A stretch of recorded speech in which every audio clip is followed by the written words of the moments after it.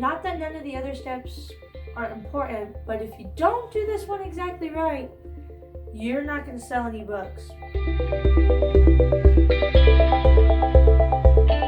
Hi, I'm Kaitlyn Turnboo. I'm the author tuber that helps you write and publish your book the right way the first time. And why else do that than do the basics? How do you write a book? And SEO told me to do it. So there's that too. Here is my step-by-step guide on how to write and publish a novel. I will be going through my writing process. I definitely think you should personalize it to your own self because there are parts that some writers just can't do. Also, with each step of the writing process, I have some videos on them. I will be letting you know when those are and telling you in the description when that is. You should see a picture, or I'll say it, because if I forgot to say it whenever this was recording, then I'll put a picture on saying there's a video. Just before I get into it, I do have an announcement that you're going to want to hear for all my subscribers, so go ahead and hit that subscribe button so that way you'll be a part of it. For all my subscribers, I definitely have a surprise for you at the end of this that you're going to want to hear, so I'm making you watch the whole thing before you hear it, but trust me, it is worth waiting for. And I hope this video isn't too boring for you. First step of the writing process, which is a lot common on others, is you get an idea. You kind of have to have an idea before you write a book. I have a checklist I made for you because not every idea is good enough for a novel, so you may not go past this stage. I've got lots of ideas that could not fit a novel, but a novel is over 70,000 words. I have a homemade checklist for you in case, so that way you can see if your idea is good enough. Not only that, it will also probably start to get your brain gears going. You can start brainstorming on your idea to where you can connect the dots to where it will eventually become worthy of a novel. You don't really need to know a lot of details on all these questions until you get into the next step, which is the outlining. But you do need to have a general idea of these. There are some that even with those, it won't really reach 70,000 words. It may be a short story or a novella, but there's nothing wrong with them. And if you do this checklist, that will also set you up for outlining. I personally don't outline a lot. I do a little bit because I got some memory loss going on, but I actually do what they call write in the dark or pantsing, which is where you just come up with an idea and you go with it. Somehow that works best for me. My brain just comes up what happens next automatically. I can teach you how to exactly do it. I talk about writing sprints, which I rave about, which is kind of how I do it. But I will be teaching on it later. Let me know in the comments if that's something you would be interested in, because I'm going to need to know if I need to spend any time on that. I don't do a lot of outlining, but I do have videos on outlining, on ways you can outline and how other authors outline and how I have tried to outline. I personally think outlining confuses me more, which is why it's not my number one method, but 99, I don't know, so in the 90% of authors need an outline, especially for a novel, because it's hard to keep track of 70,000 words in just your head.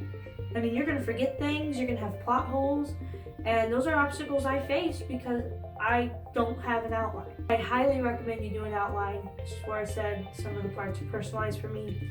So this is a really easy phase for me because I don't do much. You're going to need to really know all of your sub-characters, all your subplots, things like that. Also in this phase comes character development. You need to know everything about that character. Gosh, you're creating them. You need to know your character more than they know themselves. That is going to help you react. You need to get to know your character. A lot of writers have exercises for that. I do my own exercises. I'm not going to share them unless you tell me, because I could do a whole video on that. If you are interested in that, let me know. I'm telling you, let me know in the comments, because I do not have a video on the exercises I do. But I do have videos on developing characters, on not necessarily exercises where you do every day to get to know your characters more and more like you would a person. It is where you write down everything and the questions to go for. I have this for your main character, I have this for the antagonist, I have this for the villain, I have this for your sub-characters. I got a bunch of crap on, okay, it's not crap, I made it, but I have a bunch of stuff on my channel that has to do with creating characters. The third one is writing your rough draft. You actually sit down and you write your book. you go off your outline sometimes. Me, just go off whatever pops up in my head. I've got a few tips on how to do it better, to keep yourself motivated, to keep yourself from facing writer's block. Writing space, writing time, and writing goal. If you have a specific space and a specific time that you write, your brain will already start to flip onto it's time to write. Like whenever you get off work in the evening, it starts to flip on it's time to eat dinner or something like that. I don't know your routine. I'm just going off basic stuff, what I used to do. Or at around, if your bedtime's at 10, at around 10, you eat dinner, you brush your teeth, then your brain starts to flip. It's about time to go to bed. Have a writing goal, as in I'm going to write 1,000 words. I would say a word count will motivate you more, because you can write for 2 hours and have writer's block and stare at a blank screen, and you won't get anything done. You'll just waste your time. All right, the fourth thing is my first read through. This is in the editing phase. My first read through is super generalized. I get rid of my grammar. I get rid of any plot holes I'm going to catch, any character issues, or boring areas I think are happening. I will go into more detail on that if you ask me to. I do not have the videos on my first read through. The plot read through. This is straightforward. You look at the plot, look at your subplots, and I outline them in paper, keep track of what I'm reading, and I fix those plots. My character read through. I look at the characters. I look to see if they are developed enough to where the readers can possibly connect to them. I see if there's any extra characters. Also, I look to see if my characters are doing unrealistic things, specifically that doesn't fit their personality. I don't think a shy, timid person is going to walk up to a bully and punch them in the face. Even though that is entertaining to read, would really a shy, timid person walk up to a stranger and punch them in the face? Your imagination might have carried you too far to make them do things that, if they were a real person and actually had the personality, they would not even do. My grammar read through, which is kind of obvious, is where my punctuation, my word structure, Grammarly helps me a lot with this because I'm really bad at it. On all these read throughs, I have no videos on. If you want me to go along with those, let me know. You gotta let me know, otherwise I'm not gonna bother to do them. Critique partners / beta readers.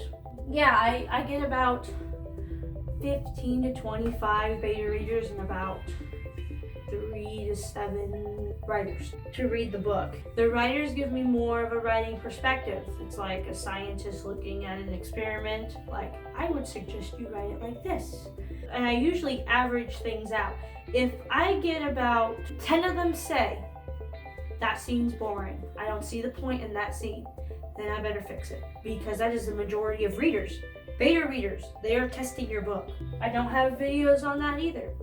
Yet. I actually do plan on coming out with that anyway, because it's really important in the process and every writer should do beta readers. The professional edit, cleaning your script up. This is after the beta readers, because the beta readers couldn't have you change your book completely, and you don't want to hire a professional twice because they're not cheap. I'm going to stress that no one can avoid. Not avoidable.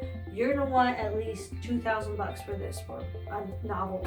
To get a good editor, it's expensive, it is unavoidable. I would start saving in the idea phase, because yeah, unless you're rich, then who cares? Book cover and formatting. Book cover creators, they know what colors mess mentally with your head to give you the right impression of the book to make you want to read it. What exactly do you put in a book cover to make you want to read it? They know that. Formatting is basically, it's not your book cover or the spine or the back, it's what the inside looks like. So don't skip this one either. I suggest hiring someone unless you yourself are one of those people. During this phase, on 12, you can actually start talking about it. You're about to get your book cover and formatting, and you're just getting things set up so you can tell people, I've got a book coming out. Start subscribing so you can give me your money. You know, things like that. Reviews and promotion. Okay, you got your book cover, you got your formatting. Start making your book trailers, start sending it to the small and large reviewers. Start making cover reveals, start posting a whole bunch of Instagram pictures, Start signing up for interviews. You know, you're gonna need reviews to really bump up in the ranks on Amazon specifically. And you're gonna wanna promote the crap out of it. You may also start pre-sale, especially since you've got the book cover now. Yay! These are a lot of steps. You made it to the end. You get the surprise. I'm giving away a $100 Amazon Visa card once we hit 1,000 subscribers. All you have to do is click the subscribe button, hit the notification bell, like this video, and comment which step you would struggle with the most, which step you are the most confused on, which step is your favorite step, or which step you would like for me to go more in depth on. And then that's it. That's all you gotta do. Feel free to go on my other videos and do the same thing, because this is done at random. The more you do it to other videos, the higher chance you will have to win. That's all I got for you. Let me know how this video went. I'll see you next Friday.